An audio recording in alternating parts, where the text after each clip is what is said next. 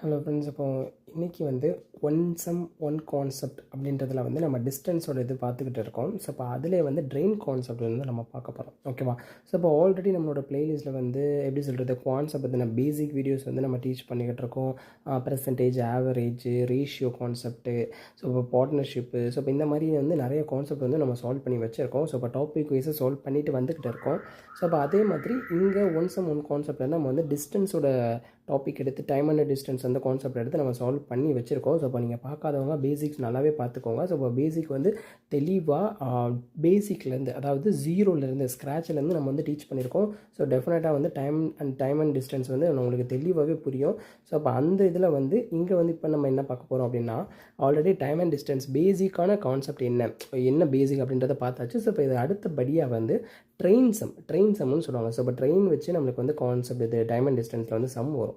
So இப்போ அந்த train concept எப்படி அப்படின்றத தான் இங்கே பார்க்க போகிறோம். ஸோ இப்போ இந்த ட்ரெயின் கான்செப்டை பொறுத்த வரைக்கும் அதில் வந்து 2 டைப் தான் இருக்கும். ஒன்று வந்து அந்த ட்ரெயின் வந்து தன்னோட லென்த்தை கடக்கும்போது என்ன ஆகுது அப்படின்றதும், அடுத்து தன்னோட லென்த் இல்லாமல் வேறு ஏதாச்சும் ஒரு ட்ரெயினோட லென்த்தோ இல்லை வேறு பிளாட்ஃபார்மு இல்லை வேறு பிரிட்ஜு, டனல் இப்படி அதை கிராஸ் பண்ணும்போது என்ன மாதிரி ஆகுது அப்படின்ற இந்த 2 கான்செப்ட் தான் வந்து ட்ரெயினோட சம்மில் இருக்கும். ஓகேவா?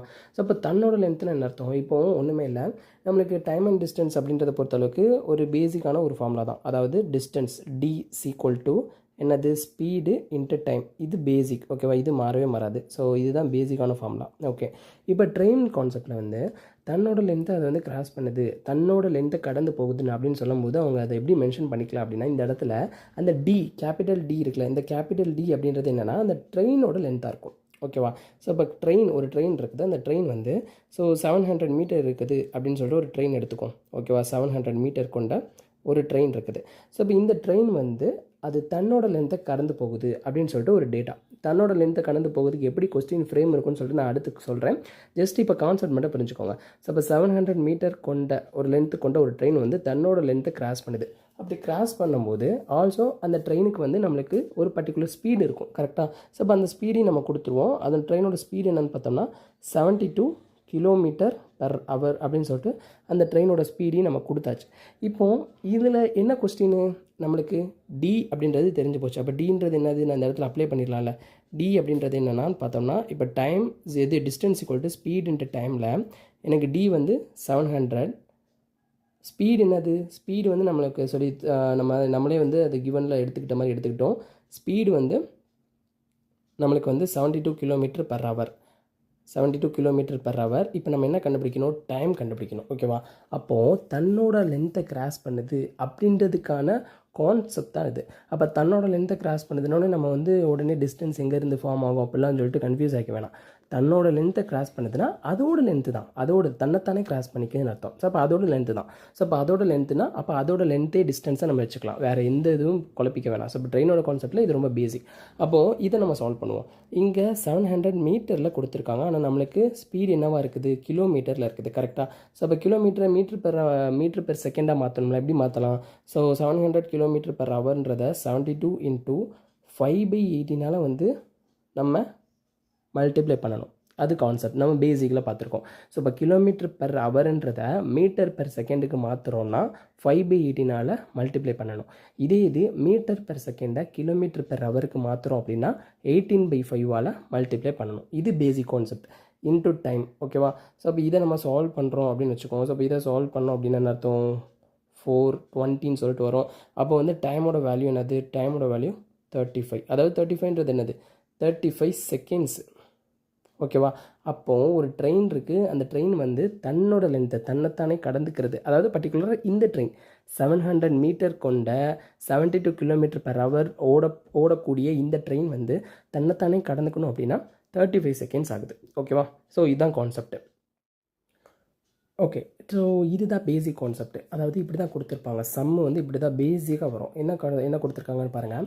If a train crosses a tree in 15 seconds, the length of the train is 1350, அதாவது 1350 மீட்டர்.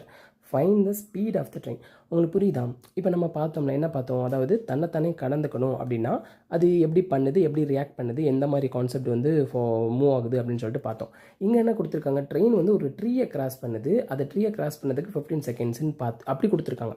நம்ம பார்த்தது என்னது, ட்ரெயின் வந்து தன்னைத்தானே கடந்துக்கும் போது இவ்வளோ டைம் ஆயிருந்துச்சு, இவ்வளோ ஸ்பீடில் போயிருந்துச்சுன்னு சொல்லிட்டு பார்த்தோம். ஸோ அப்போ இதுதான் கொஞ்சம் ட்விஸ்டட். என்ன ட்விஸ்டட்னா ஒன்றுமே இல்லை, அவங்க டேரெக்டாக வந்து அது தன்னைத்தானே கிடக்குது, the train crosses itself அப்படின்லாம் கொடுக்க மாட்டாங்க.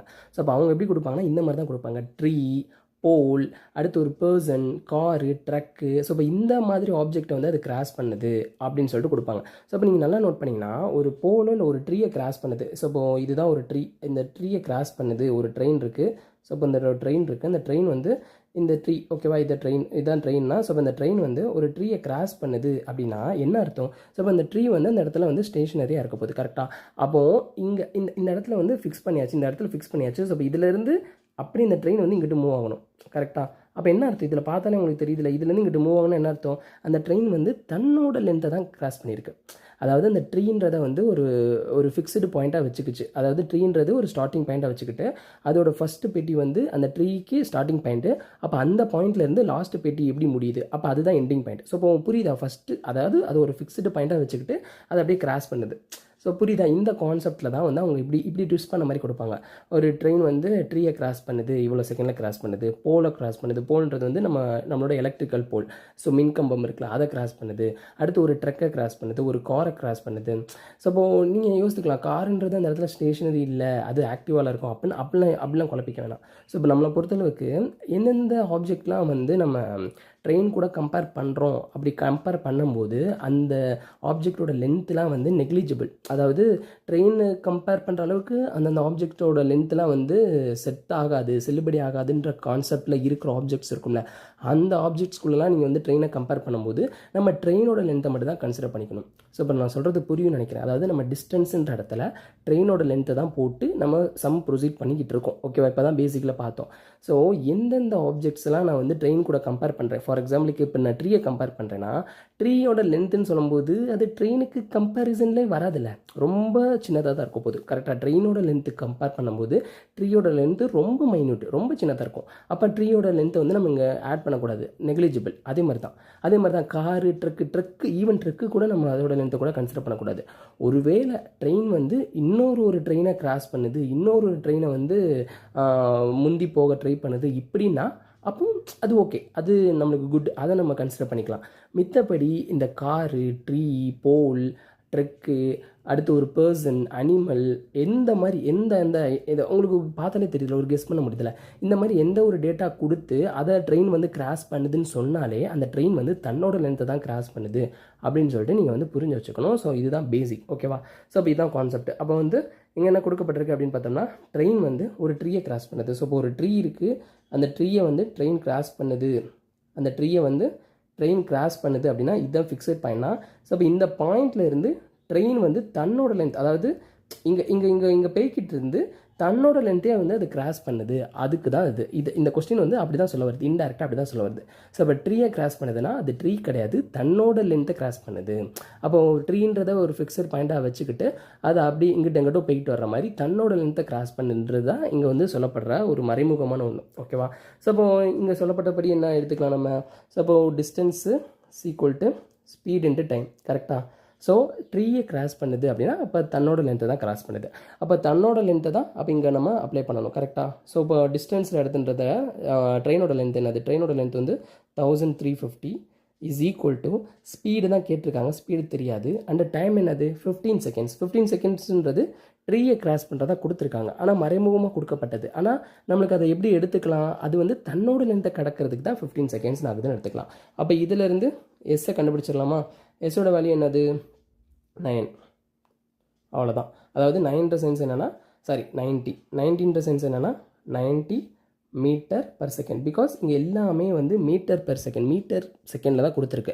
அப்போ நம்மளோட ஸ்பீடையும் நம்ம வந்து மீட்டர் பெர் செகண்ட் சொல்லிட்டு தான் சூஸ் பண்ணணும், கிலோமீட்டர் பெர் ஹவர்னு சொல்லிட்டு சூஸ் பண்ணிடக்கூடாது.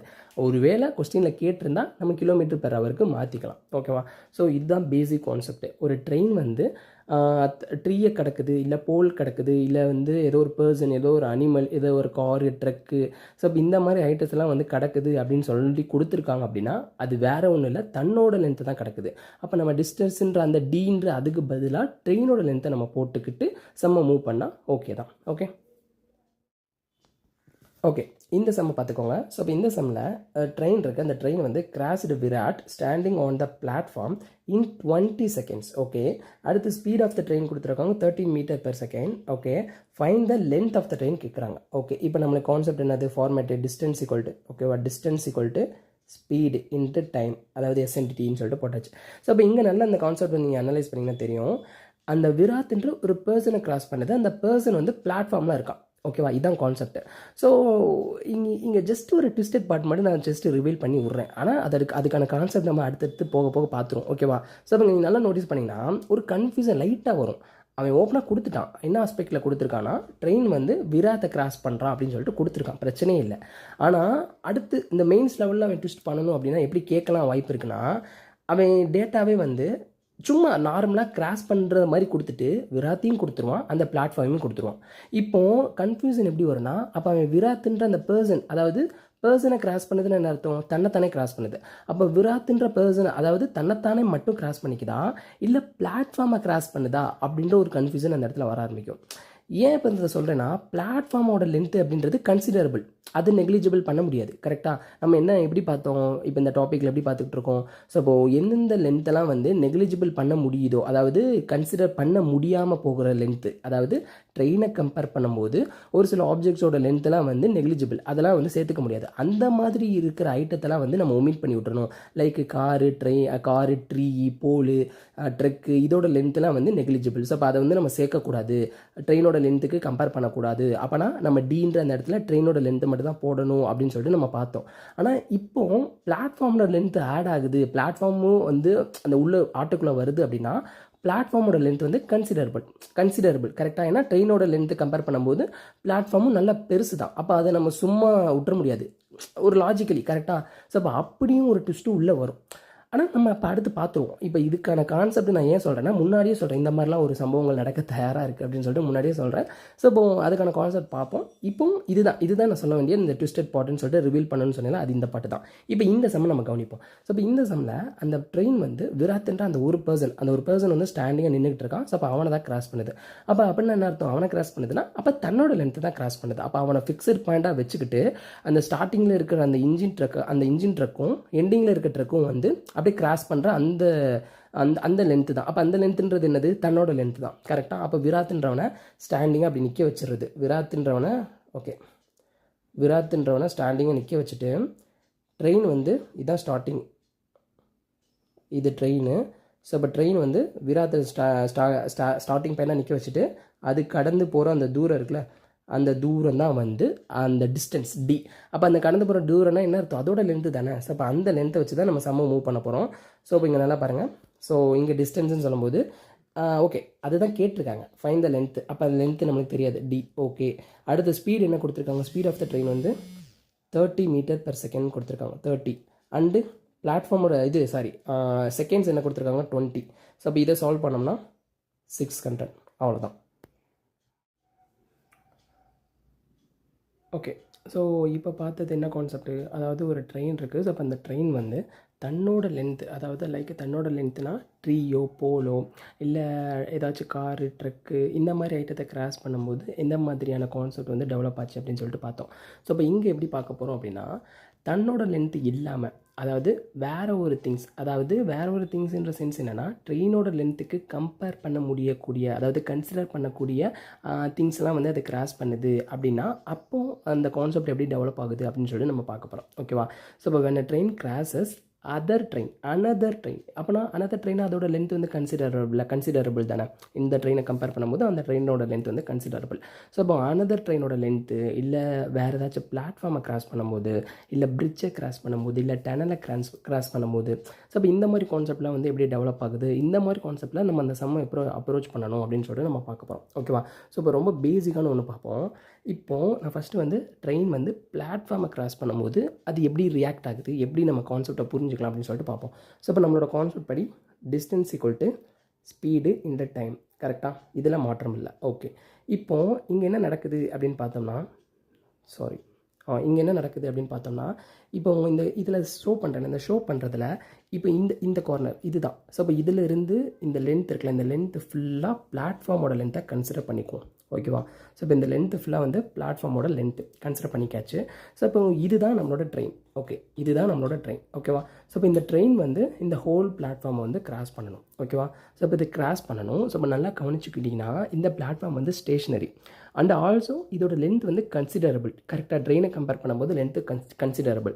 ஸோ அப்போ அதனால இதுக்கு கான்செப்ட் சேஞ்ச் ஆகும், வேறு மாதிரி கான்செப்ட் டெவலப் ஆகும். எப்படின்றத பாருங்கள். ஸோ இப்போ இந்த ஹோல் பிளாட்ஃபார்மை இந்த ட்ரெயின் கிராஸ் பண்ணணும் அப்படின்னா எப்படி நம்ம அதோட லென்த்தை வந்து நம்ம ஃபைன் பண்ணுறோம், எப்படி நம்ம அந்த லென்த்தை வந்து அப்ரோச் பண்ணுறோன்னு நல்லா கவனிச்சுக்கோங்க. ஸோ அப்போது இந்த இடத்துல ஸ்டார்டிங் பாயிண்ட். ஓகேவா? இதுதான் ஸ்டார்டிங் பாயிண்ட். ஸோ இப்போ இந்த ஸ்டார்டிங் பாயிண்ட்லேருந்து அப்படியே ட்ரெயின் மூவ் ஆகுது. ஸோ மூவ் ஆகி பிளாட்ஃபார்மை கிராஸ் பண்ணுது. பிளாட்ஃபார்மை கிராஸ் பண்ணி டோட்டலாக பிளாட்ஃபார்மை கிராஸ் பண்ணிருச்சா? அப்போ பிளாட்ஃபார்மை கிராஸ் பண்ணிடுச்சுன்னு சொல்லிட்டு நம்மளுக்கு இங்கே தெரியுது. ஆனால் ரியாலிட்டி படி என்ன அர்த்தம்? பிளாட்ஃபார்மே கிராஸ் பண்ணியிருக்கு அண்ட் ஆல்சோ டோட்டல் ட்ரெயினோட லென்த்தும் வெளியே கிராஸ் ஆகிருக்கு. அப்போ புரியுதா உங்களுக்கு? இங்கே பாருங்கள், நல்லா பார்த்தீங்கன்னா எவ்வளோ லென்த்து கிராஸ் பண்ணியிருக்கு பாருங்கள். பிளாட்ஃபார்மோட லென்த்து ப்ளஸ்ஸு ட்ரெயினோட லென்த் ஆல்சோ. அப்போது உங்களுக்கு நம்ம டிஸ்டன்ஸ் அந்த டீன்ற இடத்துல என்ன ப்ளேஸ் பண்ணணுன்றது இப்போ ஒரு ஐடியா வருதா? ட்ரெயின் அந்த டிஸ்டன்ஸ் டீன்ற இடத்துல ட்ரெயினோட லென்த்து ப்ளஸ் பிளாட்ஃபார்மோட லென்த்து இது ரெண்டத்தையும் நம்ம ஆட் பண்ணி தான் அந்த டீன்ற இடத்துல ப்ளேஸ் பண்ணணும். எதனால் இந்த கான்செப்ட் நான் சொல்ல வரேன், எதனால் இந்த கான்செப்ட் வந்து இப்படி இந்த மாதிரி இருக்குது அப்படின்னா, நல்லா நோட் பண்ணிங்கன்னா நம்மளுக்கு பிளாட்ஃபார்மை கடக்குது அப்படின்னா இந்த பாயிண்ட்டு எப்படி இந்த பாயிண்ட்லேயே வந்து பிளாட்ஃபார்மை கடந்ததாக தான் கணக்கு. ஆனால் ரியாலிட்டி படி இது இன்னும் வெளியே, அதாவது டோட்டலாக கடந்துச்சு அப்படின்னு சொல்லிட்டு தான் நம்ம கணக்கு மூவ் ஆகும். அப்போ டோட்டலாக கடக்கும்போது இந்த ட்ரெயின் வந்து தன்னோட லென்த்தையும் கிராஸ் பண்ணி நிற்கிது, இவ்வளோ தூரம் நிற்கிது. அப்போது இதுதான் பிளாட்ஃபார்மோட லென்த்து. ஆனால் இங்கே ஷோ பண்ணபடி பார்க்கும்போது ட்ரெயின் இதோட லென்த்தையும் சேர்த்து ட்ராவல் பண்ணியிருக்கு. அப்போ அதோட டைமும் தானே இங்கே கன்சிடர் பண்ணப்படும். ஸோ பிளாட்ஃபார்மை முழுசாக கிடக்குதுன்னா என்ன அர்த்தம்? ட்ரெயின் வந்து பிளாட்ஃபார்மோட லென்த்து ப்ளஸ்ஸு தன்னோட லென்த்து சேர்த்து கடந்திருக்கும். ஸோ இது தான் கான்செப்ட். இப்படி தான் இந்த கான்செப்டை நம்ம பார்க்கணும். ஸோ அப்போ இந்த டீன்ற இடத்துல வெறுமனைக்கே வந்து பிளாட்ஃபார்மை கிடக்குது, பிளாட்ஃபார்ம் வந்து இது ஸ்டேஷ்னரியாக இருக்குது. ஸோ அப்போ அதனால் நம்ம வந்து ட்ரெயினோட லென்த்தை மட்டும் நம்ம டிஸ்டன்ஸ் இடத்துல போடலாம்னா கணக்கு தப்பாயிரும். அப்போது இப்போ என்ன பண்ணுறோம்? இப்போ இந்த பிளாட்ஃபார்மோட லென்த் வந்து P = இது வந்து ஒரு 1500 மீட்டர் இருக்குதுன்னு வச்சுக்குவோம். ஓகே, ட்ரெயினோட லென்த் வந்து ஒரு 700 மீட்டர் இருக்குது அப்படின்னு வச்சுக்கிடுவோம். அப்போ என்ன பண்ணுறோம்? இந்த டிஸ்டன்ஸுன்ற இடத்துல ரெண்டையும் ஆட் பண்ணி தான் போடணும். 1500 + 700 ரெண்டையும் ஆட் பண்ணி டிஸ்டன்ஸ் என்னவாக இருக்குதுங்கன்னா 2200 இருக்குது அப்படின்னு சொல்லிட்டு போடணும். அது போக ட்ரெயினோட ஸ்பீடு வந்து எனக்கு வந்து ஒரு 30 மீட்டர்/செகண்ட் இருக்குது. 30 மீட்டர்/செகண்ட் இருக்குன்னா இப்போ கண்டுபிடிக்கலாம் என்னத்த டைமை. ஸோ இப்போ 30 மீட்டர்னு போடலை, நான் வந்து ட்ரெயினோட ஸ்பீடு வந்து லைக் ஓகே 30 மீட்டர் அடியாகாது, ஒரு 40 மீட்டர் போகிறேன். ஓகே, 40 மீட்டர் இருக்குது, 40 மீட்டர்/செகண்ட் இருக்குது. இப்போது நம்ம என்ன கண்டுபிடிக்கலாம்னு பாருங்கள். டிஸ்டன்ஸ் = ஸ்பீட் × டைமா. அப்போ டிஸ்டன்ஸ் நம்மளுக்கு என்னது 2200 = ஸ்பீட் என்னது 40 × டைம். எல்லாமே வந்து மீட்டர்/செகண்ட் தான். ஸோ எந்த ஒரு பயமும் இல்லை. ஸோ அப்போ இதை கேன்சல் பண்ணோம் அப்படின்னா நம்மளுக்கு என்ன வரும்? 55. அப்போ வந்து புரியுதா எத்தனை செகண்ட்ஸில் கிராஸ் பண்ணுன்ட்டு? எவ்வளோ செகண்ட்ஸில்? 55 செகண்ட்ஸில். ஸோ அப்போ இதுதான் பிளாட்ஃபார்ம்னா நம்மளுக்கு ஜென்ரலாக எப்படி கொடுத்துருப்பாங்கன்னா, பிளாட்ஃபார்மோட லென்த் இவ்வளோ, ட்ரெயினோட லென்த் இவ்வளோ, அப்போ பிளாட்ஃபார்மை கடக்கிறதுக்கு அதுக்கு எவ்வளோ நேரம் ஆகுதுன்னு கேட்பாங்க. நம்ம என்ன பண்ணுவோம்? நம்ம ஆல்ரெடி படித்த கான்செப்ட் வச்சு ஜஸ்ட்டு வந்து ட்ரெயினோட லென்த்தை மட்டுமே டீல போட்டுட்டு சம முடிச்சிடுவோம். ஆனால் கணக்கு தப்பு, ஆன்சர் அங்கே இருக்காது. ஆனால் கான்செப்ட் படி என்ன அர்த்தம்? ஸோ இப்போ பிளாட்ஃபார்மை கிராஸ் பண்ணுதுன்னா பிளாட்ஃபார்ம் மொத்தத்தையும் அது கிராஸ் பண்ணியிருந்திருக்கும். அதே சமயம் இங்கே பார்த்தாலே உங்களுக்கே தெரியுது அதோட லென்த்தையும் அது கிராஸ் பண்ணியிருக்கு. புரியுதா?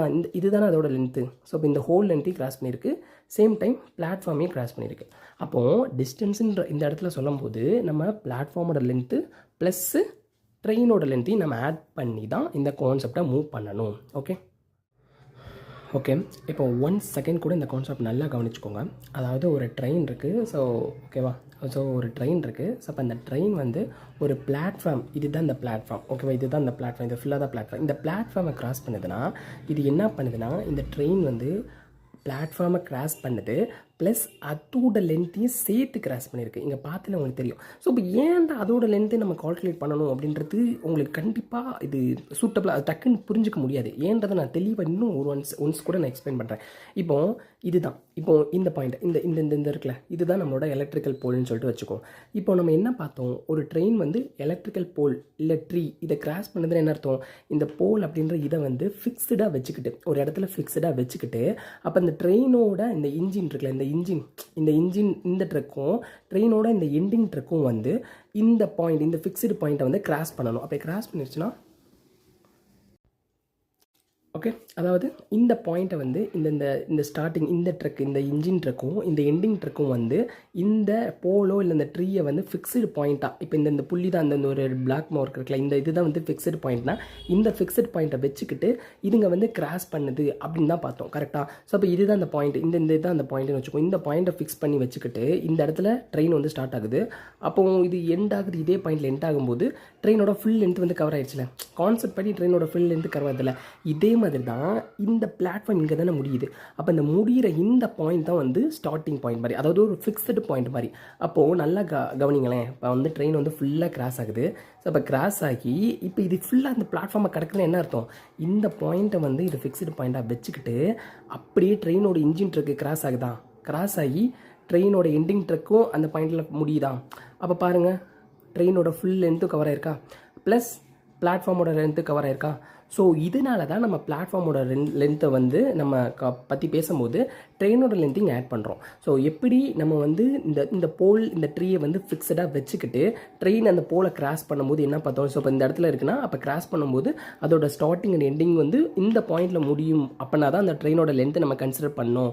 அதை தான் டியாக வச்சுக்கிட்டோம்ல. அதே மாதிரி தான் இங்கே பிளாட்ஃபார்மை பற்றி பேசும்போது பிளாட்ஃபார்மை கிடக்குது, ஸ்டேஷனரியாக இருக்கிற ஒரு பிளாட்ஃபார்மை கிடக்குதுன்னா அந்த டிஸ்டன்ஸுன்ற அந்த இடத்துல பிளாட்ஃபார்மோட லென்த்து ப்ளஸ் ட்ரெயினோட லென்த்தை நம்ம ஆட் பண்ணணும். இதே கான்செப்ட் இன்னொரு அனதர் ட்ரெயின் வந்து ஸ்டேஷனரியாக இருக்குது, ஒரே இடத்துல இருக்குது. ஓகேவா? ஸோ ஃபார் எக்ஸாம்பிளுக்கு ஸோ இப்போ இந்த டப்பா வந்து இன்னொரு ட்ரெயினாக கன்சிடர் பண்ணிக்கோங்க. ஓகேவா? ஸோ இப்போ இந்த ட்ரெயினை வந்து இது ஸ்டேஷனரியாக இருக்குது, ரன்னிங்கில் எல்லாம் ஸ்டேஷனரியாக இருக்குது. ஸோ அப்போ இதை கிராஸ் பண்ணுதுன்னா இங்கே பாருங்கள், இந்த இடத்துல ஃபிக்ஸ் பண்ணிவிட்டு இதை ஃபுல்லாக அப்படியே ட்ரெயின் கிராஸ் பண்ணுது. கிராஸ் பண்ணி முடிச்சு ப்ளஸ் இதோட லென்த்தையும் கிராஸ் பண்ணியிருக்கு. புரியுதா? அப்போது ட்ரெயினுக்குனாலும் சரி பிளாட்ஃபார்முக்குனாலும் சரி நம்ம ஸ்டேஷனரியாக இருக்குதுன்றதை கன்சிடர் பண்ணும்போது பிளாட்ஃபார்ம் ப்ளஸ் ட்ரெயின், அதே மாதிரி தான் ட்ரெயின் ப்ளஸ் ட்ரெயின், இப்படி தான் நம்ம வந்து அதோட லென்த்தை வந்து ஆட் பண்ணி வச்சுக்கணும்.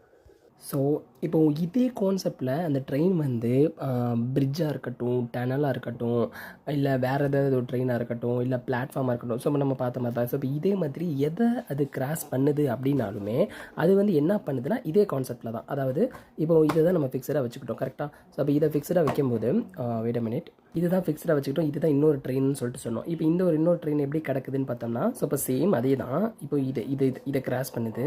ஸோ இப்போ இதை கிராஸ் பண்ணி இங்கே ஃபிக்ஸ் ஆகிடுச்சு. ஸோ ஃபிக்ஸ் ஆகிட்டு சேம் இதோட லென்த்தையும் கிராஸ் பண்ணியிருக்கு. அப்போ புரியுதா? அப்போ என்ன அர்த்தம்? ஸோ அப்போது ஒரு ட்ரெயின் வந்து இன்னொரு ட்ரெயினை கிடக்குது, அந்த ட்ரெயின் வந்து ஸ்டேஷனரியாக இருக்குது. இதை நோட் பண்ண பாயிண்ட் வந்து இது தான், ஸ்டேஷனரியாக இருக்கும்போது தான் இந்த கான்செப்ட். ஸோ அப்போது இது வந்து மூவிங்கில் இருக்குது, ரெண்டு ட்ரெயினுமே மூவிங்காக இருக்குன்னா அது வேறு கான்செப்ட். ஆனால் சேம் நம்ம டிஸ்டன்ஸுன்னு பார்க்கும்போது ரெண்டு ட்ரெயினோட லென்த்தையும் நம்ம ஆட் பண்ணி தான் நம்ம போடணும். ஸோ இப்போ அதில் எந்த ஒரு மாற்று கருத்தும் இல்லை. ஸோ இப்போ நம்ம முழுக்க இப்போ பார்க்குறது என்னென்னு பார்த்தோம்னா ஒரு டிஸ்டன்ஸ், அந்த டீன்றதை அந்த லென்த்துன்றதை எப்படி நம்ம ஃபார்ம் பண்ணுறோம். இப்போ நார்மலாக ஒரு ட்ரெயின் வந்து தன்னைத்தானே கிராஸ் பண்ணிக்குது, தன்னைத்தானே கிராஸ் பண்ணுதுன்னா அப்போ அதோட பாயிண்ட், அதாவது ஃபிக்ஸ்டாக ஒரு பாயிண்ட்டை ஃபிக்ஸ் பண்ணிவிட்டு அது கிராஸ் பண்ணுதுன்னு சொல்லிட்டு பார்த்தோம்.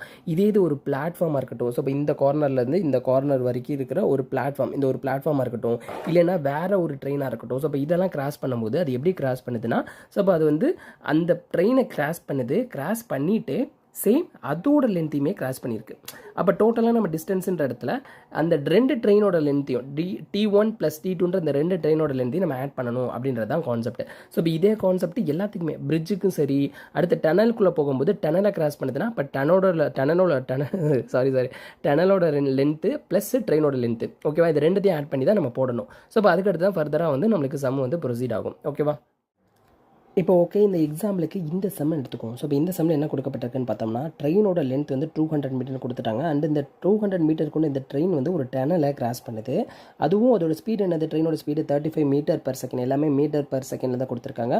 அண்ட் எவ்வளோ செகண்டில் கிராஸ் பண்ணுது அந்த டனலை, 10 செகண்ட்ஸில் கிராஸ் பண்ணுது. ஸோ இப்போ நம்ம பார்த்தது தான் என்ன அர்த்தம், இப்போ வந்து இதுதான் அந்த டனல் அப்படின்னு சொல்லிட்டு வச்சுக்குவோம். ஸோ இதுதான் அந்த டனல்னா, ஸோ இந்த டனல்னா இப்போ இந்த டனலை வந்து இந்த ட்ரெயின் இந்த சைட்லேருந்து வருதுன்னு வச்சுக்கோம். ஸோ இப்போ இந்த சைட்லேருந்து இந்த ட்ரெயின் வந்து கிராஸ் பண்ணுதுன்னா, கிராஸ் பண்ணி என்ன அர்த்தம், இதுதான் ட்ரெயின். அப்போ டோட்டலாக வெயிட். ஸோ நான் ட்ரெயினுக்கு வேறு மார்க்கு கொடுக்கலாம். ஸோ இந்த சைட்லேருந்து ட்ரெயின் வருது. ஸோ இப்போ வரும்போது ஸோ டோட்டலாக வந்து ட்ரெயின் வந்து என்ன பண்ணும், ட்ரெயின் வந்து இப்படியே வந்து சேம் இந்த இடத்துல நிற்கும். புரியுதா? அப்போ இதுதான் ட்ரெயின், இது ட்ரெயின், இது டனலு. ஓகே, அப்போ என்ன அர்த்தம், அப்போது ஹோலாக இந்த இந்த இந்த டனல் முழுசையும் அது வந்து கிராஸ் பண்ணிடும், ப்ளஸ்ஸு அதோட லென்த்தையும் கிராஸ் பண்ணியிருக்கும்.